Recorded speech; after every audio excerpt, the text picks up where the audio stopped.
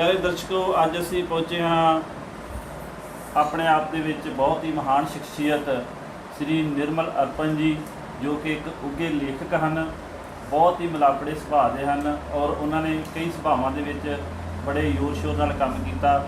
पंजाब सरकार वालों उन्होंने मान सम्मान नाल भी नवाजा गया। तो आओ सब तो पहला अर्पण जी बहुत बहुत स्वागत तुहाडा जी, और तुसीं दर्शकों के रूबरू होए। ਆਪਾਂ सब तो पहले ये गल करते हैं कि तुहाडा एक लंबा सफ़र है ਸਾਹਿਤ ਦਾ, और ਇਹਦੀ शुरुआत कित्थों हुई? शुरुआत बचपन चों जो मैनू मिलिया वो मेरी माँ सी, और उन्हें मैनू मेरे कुछड़ लैके अपने कुछड़ लैके ना महाभारत रामायण या होर ना इहो जिहियां मिथिहासिक घटनावां दा जिक्र करदिया बहुत कुछ दस्सिया। मैनू सन 47 च पता लगा कि किशन दई मेरी धर्म माता सी, असल माँ मेरी जिहड़ी आ ओह पट्टी रहिंदी सी। पार्टीशन तो बाद मैं पट्टी अपने मापियां कोल आया तो संस्कार बदल गए। जिथे रोज़ घर विच टली छेणे ए तुहाडे कोल ओह संख पिया तुहाडे सामने, इस तरह चरनामत लैण वाली ये चीज़ां मैं अजे भी साम के रखियां। इन्हां तो मैनू छुटकारा मिल गया ते घर दे विच सिख धर्म नाल जुड़िया होया जो स्वरूप मिलिया ਉਹਦੇ संस्कार ਵੱਖਰੇ ਸੀ। मैनू जपजी साहब पढ़न लई एक ग्रंथी घर आउंदा सी, जिन्हें मैनू असल ढंग नाल कि शब्द उच्चारण जिहड़े है जपजी साहब वो किवें है, ये मेरी शुरुआत है जिहदे विचों किताबां तो परां हट के सब कुछ मिलिया। दूजी चीज़ ये बड़ी हैरानी वाली सी कि पार्टीशन तो बाद जदों स्कूल च पता लगा कि एक पीरीयड हर हफ्ते हर मुंडा कोई ना कोई जो चाहे सुनावे, भावें लतीफ़ा सुनावे, कोई गाना सुनावे, कोई गज़ल सुनावे। तो वो ज़माना ऐसा सी कि बहुतियां नूं कुछ सुनाउणा ही नहीं सी आउंदा, और उहदे विच मैं इस करके तेज सां कि मेरी माँ का जो पहला रूप सी वो चो मैनू बहुत कुछ मिलिया सी। मैं कोई ना कोई गज़ल सुनाउणी, कोई गीत सुनाउणा, और टीचर ने फिर दोबारा कहना कि होर सुना। मैं उस साहित्यिक गज़ल दी वणगियां चों निकलिया होया बंदा। मैनू चंगी तो चंगी गज़ल मिलनी तो मैं वो ज़बानी याद करके ते फिर दोस्तां मित्रां नूं सुनाउणी। लोक लिखारी सभा जिहड़ी 1955 विच अमृतसर विच बहुत सरगर्म सी, उहदे विच नामवर लोग जिहड़े लेखक सन, उन्हां च शरमन कुमार वर्मा, डॉक्टर मोहनजीत और अमर चित्रकार ते मोहन राई, या होर इस तरह के मैं किन्ने के नाम गिना सकदा, जिन्हां विच बाबा बलवंत जी, सरदार नानक सिंह जी, कदी कदाई सरदार गुरमुख सिंह होरी आउंदे हुंदे सी। उन्हां दी संगत ने ही असल च मैनू कुछ लिखना सिखाया। लिखत विच बुनियादी तौर पे मैं एक कवि हाँ, पर मैनू कविता दी नुहार जानन लई समा लगा। कविता तोल तुकांत मंगदी है। पहली गल तो जिहड़े लोग ये समझते हैं कि वार्तक च भी कविता लिखी जा सकती है, मैं माफ़ करना उन्हां नाल सहमत नहीं है। कविता फ्री वर्स जिहड़ी लिखी जा रही है, मैं उहदे विच भी चंगे शायरां नूं उर्दू च पढ़िया जिन्हां ने ਉਰਦੂ ਦੀ ਕਵਿਤਾ ਵਿੱਚ ਜਾਨ ਪਾ ਦਿੱਤੀ।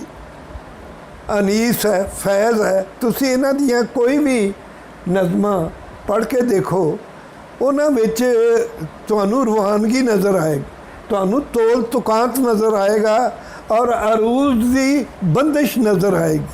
ਪਰ ਇੱਥੇ ਪੰਜਾਬੀ ਵਿੱਚ ਇਹ ਚੀਜ਼ ਮੈਂ ਦੇਖੀ ਕਿ ਇਹ ਕੋਸ਼ਿਸ਼ ਨਹੀਂ ਕੀਤੀ ਗਈ ਕਿ ਜੇ ਮੈਂ ਕਵਿਤਾ ਲਿਖਣੀ ਹੈ ਤੇ ਮੈਨੂੰ ਘੱਟੋ ਘੱਟ ਕਵਿਤਾ ਬਾਰੇ ਜ਼ਰੂਰ ਪਤਾ ਹੋਣਾ ਚਾਹੀਦਾ। ਬਹੁਤ ਵਧੀਆ ਜੀ। ਔਰ ਤੁਸੀਂ ਬੁਨਿਆਦੀ ਤੌਰ ਤੇ ਕਵੀ ਹੋ, ਤੁਹਾਡੀਆਂ ਬਹੁਤ ਸਾਰੀਆਂ ਕਵਿਤਾ ਦੀਆਂ ਵੀ ਕਿਤਾਬਾਂ ਆਈਆਂ, ਪਰ ਹੁਣ ਲੇਟੈਸਟ ਜਿਹੜੀ ਤੁਹਾਡੀ ਕਿਤਾਬ ਹੈ ਮੋਹਰਾਂ, ਹਾਂਜੀ ਤੇ ਬਿਲਕੁਲ, ਮੋਹਰਾਂ ਇੱਕ ਕਹਿ ਸਕਦੇ ਹਿਸਟੋਰੀਕਲ ਨਾਵਲ ਆ। ਇੱਕ ਮਿਹਰਬਾਨੀ। ਕਵੀ ਜਿਹੜਾ ਉਹ ਇੱਕਦਮ ਇਹ ਨਾਵਲ ਵਾਲੇ ਪਾਸੇ ਕਿੱਦਾਂ ਮੁੜਿਆ ਜਾਂ ਇਹ ਕਿੱਦਾਂ ਵਰਤਾਰਾ ਵਰਤਿਆ ਸਾਰਾ? ਹਾਂ, ਇਹ ਬੜੀ ਵਧੀਆ ਤੁਸੀਂ ਗੱਲ ਕਹੀ। ਅਸਲ ਵਿੱਚ ਜਿਹੜਾ ਕਵੀ ਹੈ ਨਾ, ਉਹਨੂੰ ਪਹਿਲਾਂ ਇਹ ਪਤਾ ਹੋਣਾ ਚਾਹੀਦਾ ਹੈ ਕਿ ਕਵੀ ਹੋਣਾ ਕਲਾ ਨਾਲ ਜੋੜਨ ਵਾਲੀ ਗੱਲ ਹੈ, ਤੇ ਕਲਾ ਮਹਿਜ਼ ਕਵੀ ਹੋਣਾ ਨਹੀਂ ਹੈ। ਕਲਾ ਦੇ ਵਿੱਚ ਕਵਿਤਾ ਤੋਂ ਇਲਾਵਾ ਕਹਾਣੀ ਹੈ, ਨਾਵਲ ਹੈ, ਨਾਟਕ ਹੈ, ਔਰ ਨਾਟਕ ਤੋਂ ਇਲਾਵਾ ਇਮਾਰਤ ਸਾਜ਼ੀ ਹੈ। ਇਮਾਰਤ ਸਾਜ਼ੀ ਦੀ ਤਾਂ ਗੱਲ ਛੱਡੋ, ਚਿੱਤਰਕਾਰ ਜਿਹੜੇ ਨੇ ਉਹ ਕਲਾ 'ਚ ਸ਼ਾਮਲ ਨੇ, ਬੁੱਤ ਰਾਸ ਜਿਹੜੇ ਨੇ ਉਹ ਕਲਾ 'ਚ ਸ਼ਾਮਲ ਨੇ। ਤੇ ਜੇ ਕਿਸੇ ਬੰਦੇ ਨੇ ਕਵੀ ਬਣਨਾ, ਚੰਗੀ ਕਵਿਤਾ ਲਿਖਣੀ ਹੈ, ਤੇ ਉਹਨੂੰ ਸਭ ਤੋਂ ਪਹਿਲਾਂ ਚਿੱਤਰਕਾਰੀ ਦਾ, ਉਹਨੂੰ ਕਹਾਣੀ ਦਾ, ਉਹਨੂੰ ਨਾਵਲ ਦਾ ਤੇ ਕਲਾ ਨਾਲ ਜੁੜੀਆਂ ਹੋਈਆਂ ਹਰ ਉਹ ਚੀਜ਼ਾਂ ਤੁਸੀਂ ਲੰਘਦੇ ਹੋ, ਦੇਖਦੇ ਹੋ, ਹੈਰਾਨ ਹੋ ਜਾਂਦੇ ਹੋ ਕਿ ਹੈ ਇੰਨੀ ਖੂਬਸੂਰਤ ਇਮਾਰਤ, ਉਹ ਵੀ ਕਲਾ 'ਚ ਸ਼ਾਮਲ, ਉਹ ਵੀ ਕਵਿਤਾ ਹੈ, ਉਹ ਵੀ ਆਪਣੀ ਤਰ੍ਹਾਂ ਦੀ ਕਵਿਤਾ ਕਹਿ ਰਹੀ ਹੁੰਦੀ ਹੈ। ਤੇ ਕਵਿਤਾ ਨੂੰ ਜਾਣਨ ਲਈ ਤੁਹਾਨੂੰ ਦੁਨੀਆ ਦੇ ਬਾਕੀ ਇਹ ਲੇਖਕਾਂ ਨੂੰ ਬਹੁਤ ਕਰੀਬ ਹੋ ਕੇ ਪੜ੍ਹਨਾ ਚਾਹੀਦਾ ਹੈ। ਮੈਂ ਮਿਸਾਲ ਵਜੋਂ ਪਾਬਲੋ ਪਿਕਾਸੋ ਦੀ ਗੱਲ ਕਰਦਾ ਹਾਂ। ਦੁਨੀਆ ਵਿੱਚ ਉਸ ਆਦਮੀ ਦਾ ਬੜਾ ਨਾਂ, ਪਰ ਉਸ ਬੰਦੇ ਨੇ ਕਿਹਾ ਕਿ ਜਿਸ ਆਦਮੀ ਨੇ ਚਿੱਤਰਕਾਰੀ ਕਰਨੀ ਹੈ ਤਾਂ ਉਹਨੂੰ ਕਵਿਤਾ ਦਾ ਪਤਾ ਹੋਣਾ ਚਾਹੀਦਾ, ਉਹਨੂੰ ਕਹਾਣੀ ਦਾ ਪਤਾ ਹੋਣਾ ਚਾਹੀਦਾ, ਉਹਨੂੰ ਬਾਕੀਆਂ ਕਲਾਵਾਂ ਦਾ ਪਤਾ ਹੋਣਾ ਚਾਹੀਦਾ। ਤੇ ਉਹਨੂੰ ਕਿਸੇ ਨੇ ਪੁੱਛਿਆ ਉਹਦੀ ਕੀ ਲੋੜ ਹੈ ਜੀ? ਉਹਨੇ ਆਖਿਆ ਜੇ ਇੱਕ ਬੰਦਾ 5-6 ਔਰਤਾਂ ਦੇ ਵਿੱਚੋਂ ਇੱਕ ਨਾਲ ਵਿਆਹ ਕਰਾ ਲਵੇ ਨਾ,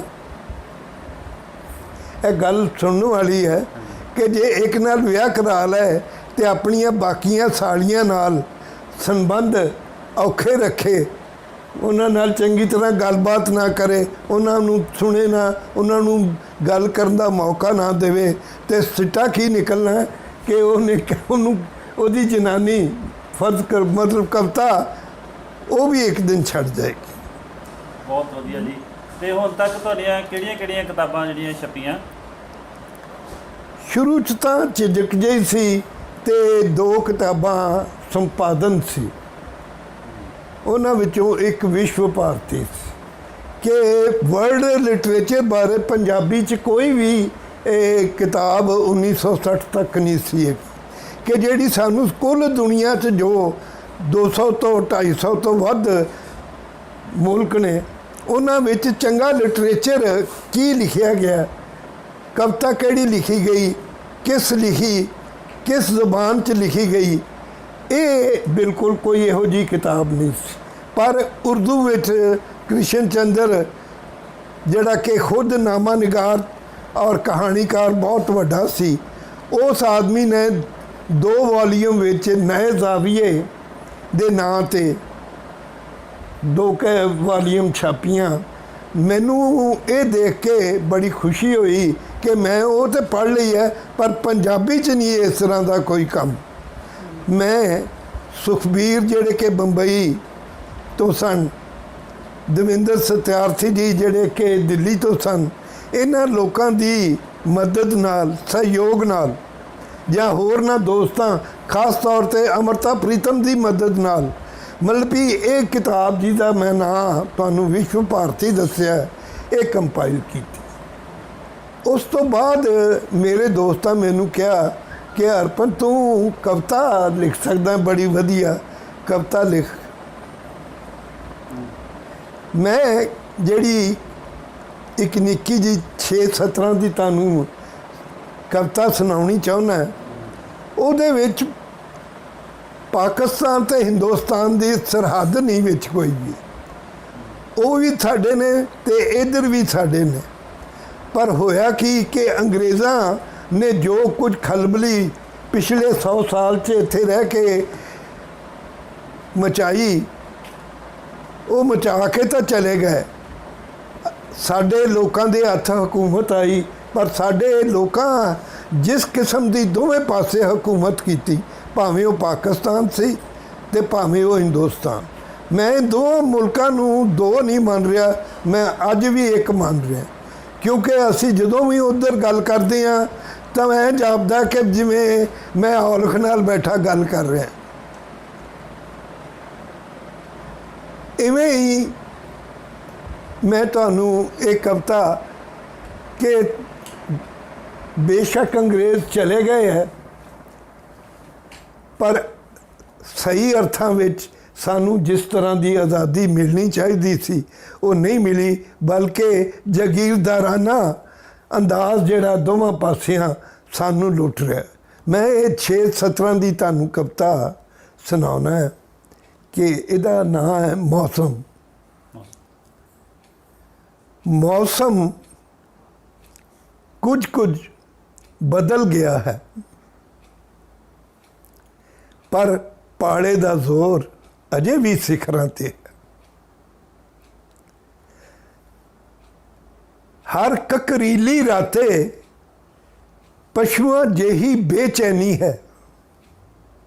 इस सतर सुनने वाली है कि हर ककरीली राते पशुआं जेही बेचैनी है, पल पल अपने जहन च अपने खुर वजदे ने। केड़ी रचना इस डरावनी रात की गाथा अपने अंदर ढाल सकेगी। मैं दोवां मुल्कां की गल करदा हां, जो कुछ हो रहा है, केड़ी रचना इस डरावनी रात की गाथा अपने अंदर ढाल सकेगी। रात के जेड़ी कोड़ दे वांगू फैल रही है, रात के जेड़ी कोड़ दे वाकुन फैल रही है।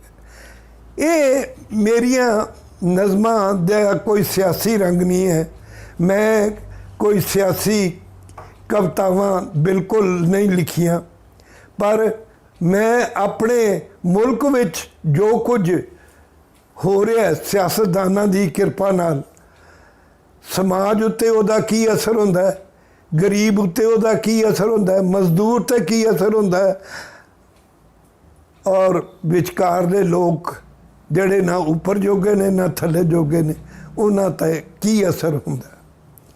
मैं उहदे उत्ते भी 5-6-17 की जे इजाजत दिओ ते तुहाडे नाल एक कविता सांझी करां।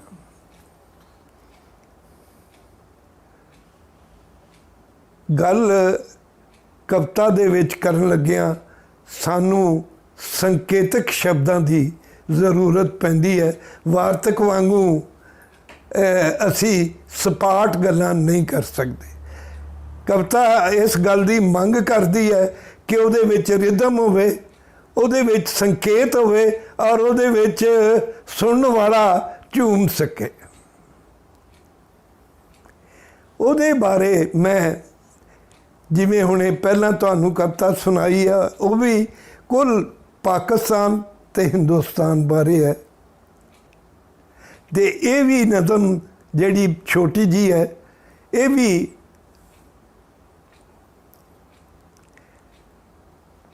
इहदा जिक्र मैं तुहाडे नाल हुणे करांगा, पर उस तो पहला ये दस लेना ज़रूरी है कि मैं कोई बहुता कविता लिखण वाला आदमी नहीं सी।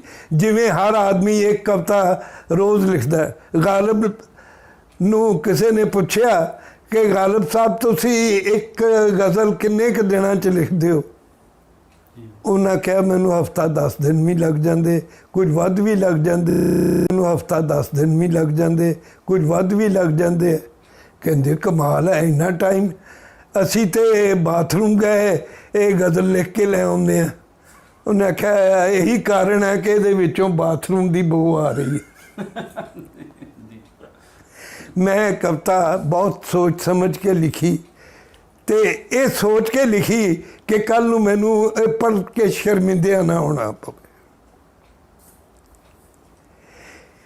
ਕਵਿਤਾ ਸ਼ੁਰੂ ਕਰ ਰਹੇ ਹਾਂ ਕਿ ਇਹ ਕੇਹੀ ਰੁੱਤ, ਇਹ ਕੇਹੀ ਰੁੱਤ ਕੇਹਾ ਮੌਸਮ, ਸਿਮ ਰਹੀ ਸਾਹਾਂ ਚੋਂ ਵੇਦਨ। ਇਹ ਕੇਹੀ ਰੁੱਤ ਕੇਹਾ ਮੌਸਮ, ਸਿਮ ਰਹੀ ਸਾਹਾਂ ਚੋਂ ਵੇਦਨ। ਬੇਚੈਨੀ ਸੰਗ ਲੱਦਿਆ ਦਿਨ, ਵੇਲੇ ਤੋਂ ਪਹਿਲਾਂ ਹੀ ਚੜ੍ਹਦਾ ਤੇ ਸ਼ਾਮਾਂ ਤੋਂ ਪਹਿਲਾਂ ਟਲਦਾ। ਹੁਣ ਜਿਵੇਂ 5 ਵਜੇ ਤੱਕ ਦੁਕਾਨਾਂ ਖੁੱਲ੍ਹਣੀਆਂ, ਇਹ ਹਾਲ ਹੈ।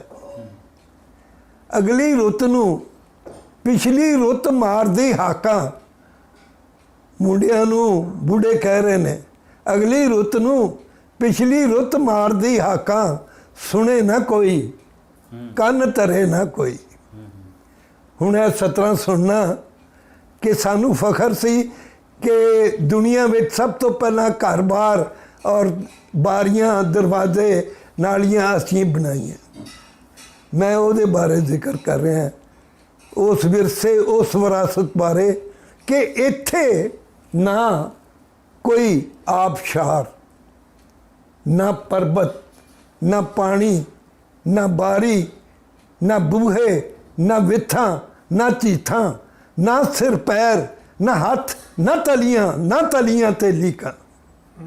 ਜਿਸ ਚੀਜ਼ ਤੇ ਸਾਨੂੰ ਮਾਣ ਸੀ ਉਹ ਰਹਿਣ ਹੀ ਨਹੀਂ ਦਿੱਤਾ ਇਹਨਾਂ ਨੇ। ਇਹ ਆਜ਼ਾਦੀ ਐਸੀ ਸਾਨੂੰ ਮਿਲੀ। ਨਾ ਇਹ ਲੀਕਾਂ ਰਚਨਾ ਦੇ ਵਿੱਚ ਲਿਖ ਲੋਕਾਂ ਪਤਾ ਨਹੀਂ ਕੀ ਕੁਝ ਕਿਹਾ ਹੋਏਗਾ, ਪਰ ਮੈਂ ਸਿਰਫ ਇਹਨਾਂ ਦੱਸਣਾ ਚਾਹੁੰਦਾ ਕਿ ਜਿਸ ਮੁਲਕ ਦੇ ਵਿੱਚ ਕਾਲੀਦਾਸ ਕਿਹੜੀ ਸਦੀ 'ਚ ਹੋਇਆ, ਰਵਿੰਦਰਨਾਥ ਠਾਕੁਰ ਕਿਹੜੀ ਸਦੀ ਵਿੱਚ ਹੋਇਆ, ਇਹੋ ਜਿਹੇ ਲੋਕਾਂ ਦੇ ਟਾਈਮ ਤੇ ਇਹੋ ਜਿਹੇ ਲੋਕਾਂ ਨੇ ਜੋ ਰਚਨਾ ਲਿਖੀ ਉਹ ਕਿੱਥੇ ਚਲੇ ਗਈ।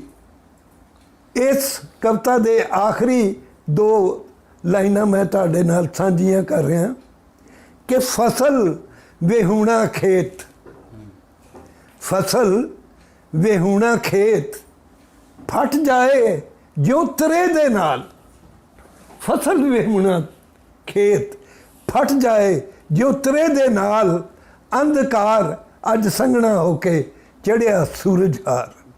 ਇਸ ਕਵਿਤਾ ਦਾ ਨਾਂ ਹੀ ਅੰਧਕਾਰ ਹੈ ਜੀ। ਸੋ ਕਵੀ ਦਾ ਇਹ ਧਰਮ ਹੈ ਕਿ ਉਹ ਮਨੁੱਖਤਾ ਔਰ ਜਿਸ ਧਰਤੀ ਤੇ ਰਹਿ ਰਿਹਾ ਉਸ ਮਨੁੱਖਤਾ ਦੇ ਪ੍ਰਤੀ ਆਪਣੀ ਸੁਹਿਰਦਤਾ, ਆਪਣੀ ਇਨਸਾਨੀਅਤ ਨੇ ਜੋ ਜਜ਼ਬੇ ਦੀ ਕਦਰ ਕੀਤੀ ਹੈ ਉਸ ਦੀ ਇੱਜ਼ਤ ਨੂੰ ਅਗਾਂਹ ਤੋਰੇ।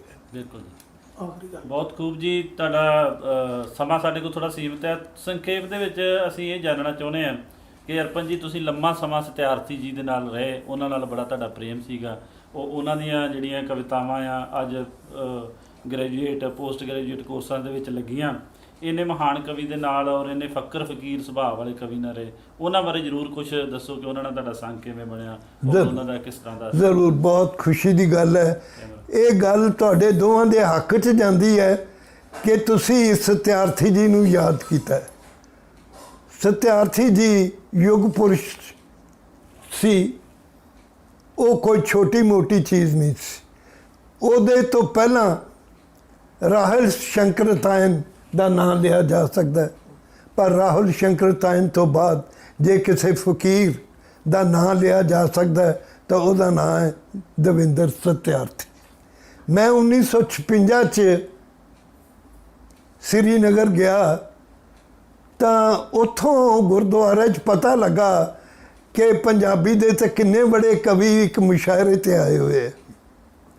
ਉਹਨਾਂ ਵਿੱਚ ਸਹਿਰਾਈ ਜੀ ਤਾਰਾ ਸਿੰਘ, ਹਜ਼ਾਰਾ ਸਿੰਘ ਗੁਰਦਾਸਪੁਰੀ, ਬਰਕਤ ਪੰਜਾਬੀ ਤੇ ਦਵਿੰਦਰ ਸਤਿਆਰਥੀ ਆਪਣੇ ਪਰਿਵਾਰ ਨਾਲ। ਉਦੋਂ ਉਹਨਾਂ ਦੀ ਇੱਕੋ ਲੜਕੀ ਸੀ ਉਹਨਾਂ ਦੇ ਨਾਲ ਉੱਥੇ, ਕਵਿਤਾ, ਜਿਹੜੀ ਕਿ ਗੁਜ਼ਰ ਗਈ। ਤੇ ਮੈਨੂੰ ਪਹਿਲੀ ਵਾਰੀ ਉਹਨਾਂ ਦੇ ਦਰਸ਼ਨ ਹੋਏ।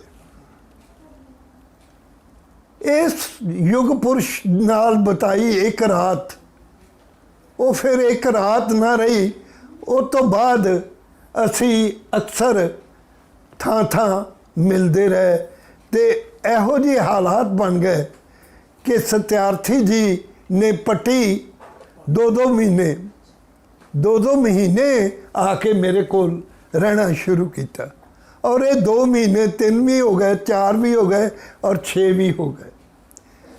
ਔਰ ਉਹਨਾਂ ਬੜੀ ਵਧੀਆ ਇੱਕ ਹਾਸੇ 'ਚ ਗੱਲ ਕਹੀ ਕਿ ਬੁੱਢਾ ਬੋੜ ਦੁਹੱਥੜ ਮਾਰੇ, ਹਾਏ ਓ ਟੱਪਰੀ ਵਾਸ, ਛੱਡ ਕੇ ਦਿੱਲੀ ਪੱਟੀ ਅੰਦਰ ਧਾਰ ਲਿਆ ਬਣਵਾਸ। ਛੱਡ ਕੇ ਪੱਟੀ ਦਿੱਲੀ ਪੱਟੀ ਅੰਦਰ ਧਾਰ ਲਿਆ ਬਣਵਾਸ। ਇੱਕ ਹੋਰ ਉਹਨਾਂ ਪੱਟੀ ਬਾਰੇ ਕਿਹਾ, ਨਾ ਕੋਈ ਕਾਗਜ਼ ਤੇ ਨਾ ਕੋਈ ਫੱਟੀ, ਸਾਡੇ ਕਰਮਾਂ ਵਿੱਚ ਸੀ ਪੱਟੀ। ਇੱਕ ਚੀਜ਼ ਜਿਹੜੀ ਤੁਸੀਂ ਸ਼ੁਰੂ ਕਰਵਾ ਦਿੱਤੀ ਸਤਿਆਰਥੀ ਜੀ ਬਾਰੇ, ਉਹ ਬੜੀ ਲੰਮੀ ਚੌੜੀ ਹੈ। ਮੈਂ ਇਹਨੂੰ ਸੰਖਿਪਤ ਰੂਪ 'ਚ ਦੱਸਾਂਗਾ ਕਿ ਜਦੋਂ ਲੋਕਾਂ ਨੂੰ ਪਤਾ ਲੱਗ ਜਾਂਦਾ ਸੀ ਆਸੇ ਪਾਸੇ, ਅੰਮ੍ਰਿਤਸਰ, ਤਰਨਤਾਰਨ, ਜਲੰਧਰ ਤੱਕ, ਇੱਥੋਂ ਤੱਕ ਕਿ ਦਿੱਲੀ ਤੱਕ ਹਰਨਾਮ, ਸਤਿੰਦਰ ਸਿੰਘ ਨੂਰ, ਇਹ ਸਾਰੇ ਜਿਹਨੇ ਪੱਟੀ ਆ ਜਾਂਦੇ ਸੀ। ਔਰ ਕੋਈ ਐਸਾ ਦਿਨ ਨਹੀਂ ਸੀ ਹੁੰਦਾ ਜਦੋਂ ਨਵੇਂ ਤੋਂ ਨਵਾਂ ਚਿਹਰਾ ਨਹੀਂ ਸੀ ਆਉਂਦਾ। ਔਰ ਪੱਟੀ ਨੂੰ ਇਹ ਭਾਗ ਹੈ ਕਿ ਨਿਰਮਲ ਅਰਪਣ ਕਰਕੇ ਪੱਟੀ ਨਹੀਂ ਜਾਣੀ ਜਾਂਦੀ, ਦਵਿੰਦਰ ਸਤਿਆਰਥੀ ਕਰਕੇ ਪੱਟੀ ਜਾਣੀ ਜਾਂਦੀ ਹੈ। ਹਾਂਜੀ, ਤੁਸੀਂ ਬੜੇ ਵਧੀਆ ਤਰੀਕੇ ਦੇ ਨਾਲ ਸਤਿਆਰਥੀ ਸਾਹਿਬ ਨਾਲ ਬਿਤਾਏ ਜਿਹੜੇ ਪਲ ਉਹ ਸਾਂਝੇ ਕੀਤੇ। ਤੇ ਅਸੀਂ ਇੱਕ ਹੋਰ ਗੱਲ ਜਿਹੜੀ ਆ ਉਹ ਜਾਣਨਾ ਚਾਹਾਂਗੇ ਤੁਹਾਡੇ ਕੋਲੋਂ ਕਿ ਇਹ ਜਿਵੇਂ ਤੁਸੀਂ ਤੁਹਾਡੀ ਏਜ ਜਿਹੜੀ ਆ 80 ਤੋਂ ਉੱਪਰ ਹੋ ਗਈ ਆ, ਤੇ ਅੱਜ ਕੱਲ੍ਹ ਜਿਵੇਂ ਬਿਮਾਰੀਆਂ ਦਾ ਯੁੱਗ ਅਸੀਂ ਕਹਿ ਸਕਦੇ ਹਾਂ। ਹਾਂਜੀ। ਤੇ ਇਹਦੇ ਵਿੱਚ ਜਿਹੜੇ ਲੋਕ ਆ ਉਹ ਬੜੀਆਂ ਛੋਟੀਆਂ ਉਮਰਾਂ ਭੋਗਦੇ ਆ ਤੇ ਜਾਂ ਬਿਮਾਰ ਰਹਿੰਦੇ ਆ, ਪਰ ਇੰਨੀ ਲੰਬੀ ਉਮਰ ਦੇ ਵਿੱਚ ਦੇ ਬਾਅਦ ਵੀ ਤੁਸੀਂ ਬਹੁਤ ਵਧੀਆ ਲਿਖਦੇ ਹੋ, ਲਗਾਤਾਰ ਜਿਹੜਾ ਜਾਂਦੇ ਹੋ ਪ੍ਰੋਗਰਾਮਾਂ ਦੇ ਵਿੱਚ ਜਾਂਦੇ ਹੋ। ਇਹਦੇ ਨਾਲ ਹੀ 2 ਸਵਾਲਾਂ ਦਾ ਜਵਾਬ ਮੈਂ ਚਾਹੂੰਗਾ ਕਿ ਪ੍ਰੋਗਰਾਮਾਂ 'ਚ ਤੁਸੀਂ ਜਾਂਦੇ ਪਰ ਤੁਹਾਨੂੰ ਪ੍ਰਧਾਨਗੀ ਮੰਡਲ ਦੀ ਕੋਈ ਲਾਲਸਾ ਨਹੀਂ ਹੁੰਦੀ, ਬਿਲਕੁਲ ਖਿੱਚ ਕੇ ਬਿਠਾਉਂਦੇ ਆ ਪਰ ਤੁਸੀਂ ਨਹੀਂ ਬੈਠਦੇ, ਔਰ ਇਹਨਾਂ ਮਾਨਾ ਸਨਮਾਨਾਂ ਪ੍ਰਧਾਨਗੀ ਮੰਡਲ ਤੋਂ ਪਿੱਛੇ ਆਰਾਮ ਦੇ ਨਾਲ ਸਰੋਤਿਆਂ ਦੇ ਵਿੱਚ ਬਹਿਣਾ ਪਸੰਦ ਕਰਦੇ ਹੋ। ਤੇ ਪਹਿਲਾਂ ਤੇ ਇਹ ਵੀ ਸੁੰਦਰਤਾ ਦਾ ਕੀ ਰਾਜ ਹੈ?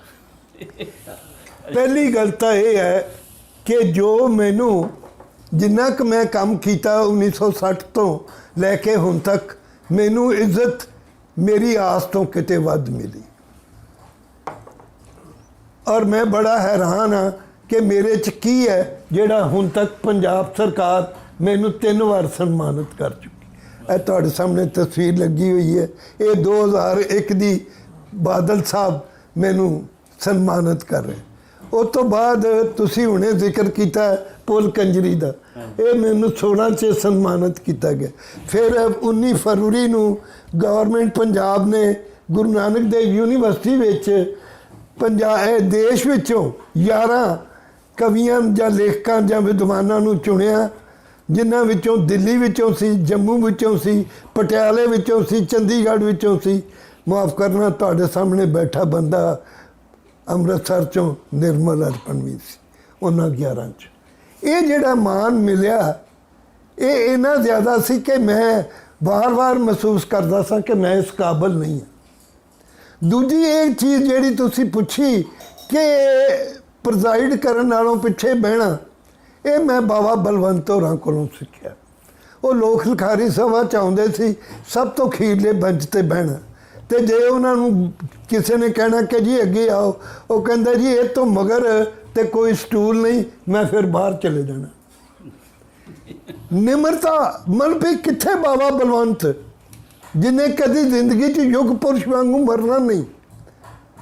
ਰੋਜ਼ ਉਸ ਦਾ ਹਾਰ ਟੁੱਟ ਜਾਇਆ ਕਰੇ, ਮੇਰੇ ਪੁੱਛਣ ਤੇ ਕਿ ਟੁੱਟਾ ਕਿਸ ਤਰ੍ਹਾਂ, ਵੱਲ ਪਾ ਗਰਦਨ ਨੂੰ ਸ਼ਰਮਾਇਆ ਕਰੇ, ਮੇਰੇ ਸਿਰ ਸਾਇਆ ਕਰੇ ਖੁਸ਼ਬੂ ਦੀ ਸ਼ਾਖ, ਮੇਰੇ ਸਿਰ ਸਾਇਆ ਕਰੇ ਖੁਸ਼ਬੂ ਦੀ ਸ਼ਾਖ, ਉਸ ਦੇ ਮੱਥੇ ਤੇ ਜੋ ਲਹਿਰਾਇਆ ਕਰੇ, ਰੋਜ਼ ਉਸ ਦਾ ਹਾਰ ਟੁੱਟ ਜਾਇਆ ਕਰੇ।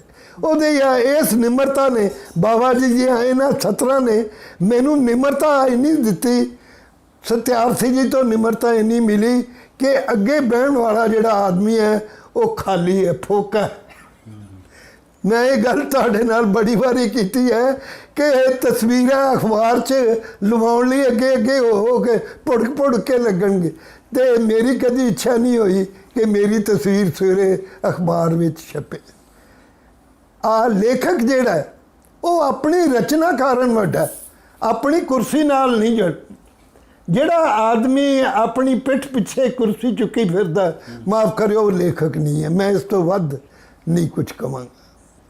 ਤੇ ਇਹ ਇੱਕ ਸਵਾਲ ਤੇ ਰਹਿ ਗਿਆ ਜੀ ਕਿ ਸੁੰਦਰਤਾ ਦਾ ਰਾਜ ਕੀ ਹੈ, ਤੇ ਦੂਸਰਾ ਇਹ ਕਿ ਨਵੇਂ ਲੇਖਕਾਂ ਨੂੰ ਤੁਸੀਂ ਸੰਖੇਪ 'ਚ ਦੱਸੋ ਕਿ ਕੀ ਉਪਦੇਸ਼ ਦੇਣਾ ਚਾਹੁੰਦੇ ਜਾਂ ਸੰਦੇਸ਼ ਦੇਣਾ ਚਾਹੁੰਦੇ ਕਿ ਉਹ ਵਧੀਆ ਤਰੀਕੇ ਨਾਲ ਲਿਖ ਸਕਣ ਔਰ ਇਹਨਾਂ ਤਿਕੜਮਬਾਜ਼ੀਆਂ ਤੋਂ ਬਚ ਸਕਣ।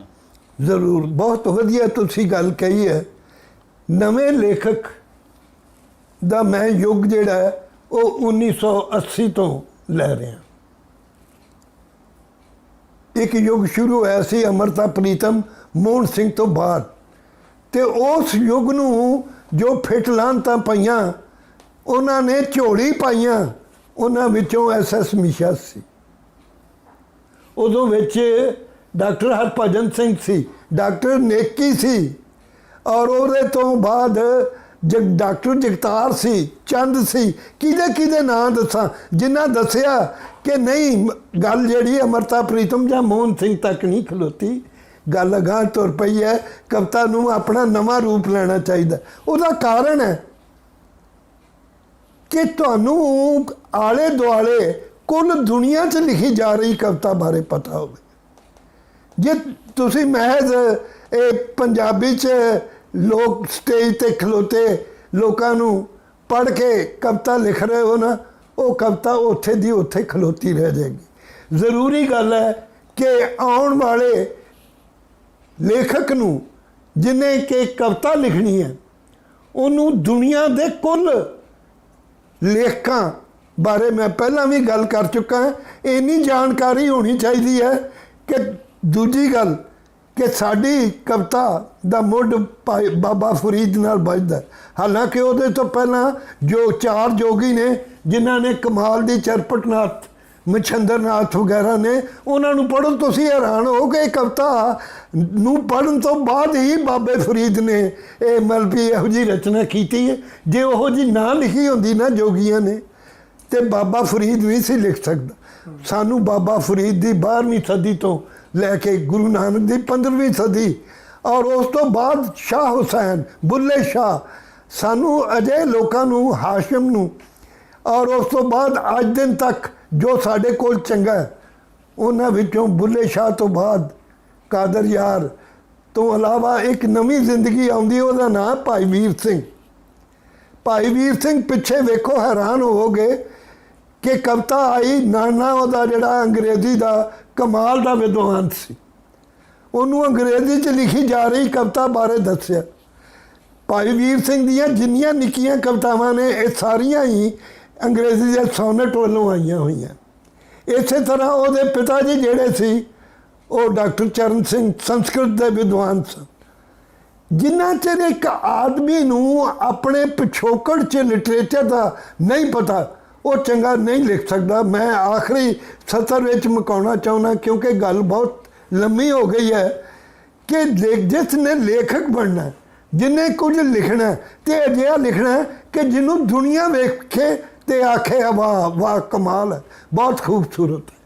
ਤੇ ਜੇ ਮਲਬੀ ਇਹ ਹੋਣ ਦੀ ਉਹਦੀ ਕਲਮ 'ਚ ਜਾਂ ਉਹਦੇ ਸ਼ਬਦਾਂ 'ਚ ਤਾਕਤ ਨਹੀਂ ਹੈ ਤੇ ਮਾਫ ਕਰਨਾ, ਉਹਨੂੰ ਨਹੀਂ ਲਿਖਣਾ ਚਾਹੀਦਾ। ਮੈਂ ਆਖਰੀ ਇੱਕ ਉਰਦੂ ਗਜ਼ਲ ਦਾ ਸ਼ੇਰ ਕਹਿ ਕੇ ਇਸ ਗੱਲ ਨੂੰ ਬੰਦ ਕਰ ਰਿਹਾ ਕਿ ਤੁਸੀਂ ਜੋ ਕੁਝ ਦੇਖ ਰਹੇ ਹੋ ਚੰਗਾ, ਉਹਨੂੰ ਤੁਹਾਨੂੰ ਸਲਾਮ ਕਰਨਾ ਚਾਹੀਦਾ ਹੈ। ਮਿਹਰਬਾਨੀ।